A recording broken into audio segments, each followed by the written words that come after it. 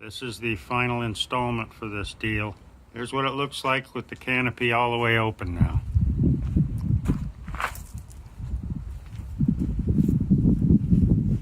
As you see, I've welded and elongated a couple of operator bars from a garage door. Got plenty of space here. I made an adjustment. These two bolts here, this one and this one, are on a small slide on this side. I was experimenting, but it's on this side here. So now I can adjust this gap here so that when the door closes, the latch strike comes in and it tightens the door up. Yeah, my safety is the thumb screw. Otherwise, it just sits there on that. Same thing over here and over here. The only difference is on this one, I put the plate on this side. Again, trying to find the best balance for latching quality. Oh, and the other thing I never mentioned is I didn't drill the shell in. Again, pigeon droppings. I know, but hey, it works, right? So I basically took these two L brackets, welded them together, and then bolted, I welded a bolt on.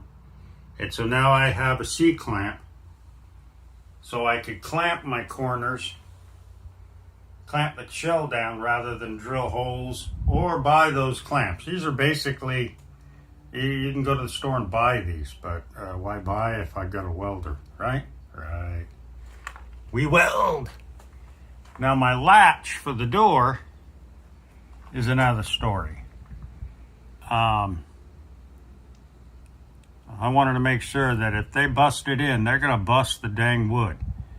There ain't no way they're cutting through this. Look how thick this is. When this thing comes, it'll come off. This was from a garage door. And as you can see, I inverted the one piece and then tapped it and put these two screws in.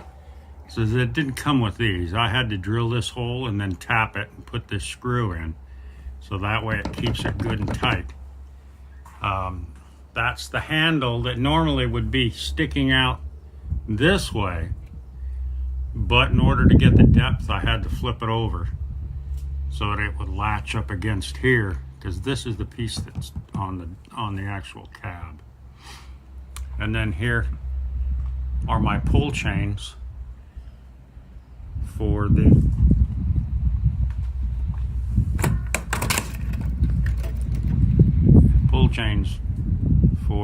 latches.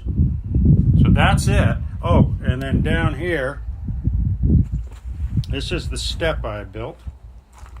Basically, I took some stock square tubing and laid it in there.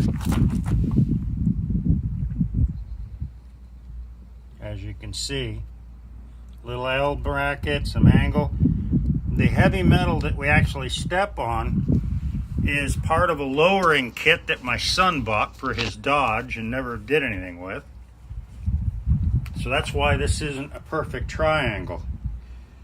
It's actually for a Dodge, I don't remember what the hell the damn thing was. But anyway, it's supposed to lower it, and he never lowered it, so I've been dragging it around. It's heavy, good heavy steel, so you couldn't see throwing it away. So anyway, that's what we got. We got this overcast, crappy day, but it ain't too cold, so that's okay. I've got a lot more work to do inside. This is a cabinet that's getting ready to go down to our shop. And I put those legs off of a futon. I put the legs on it. And this is now a TV cart thingamajigger to put your TV on. A little thing for the wires.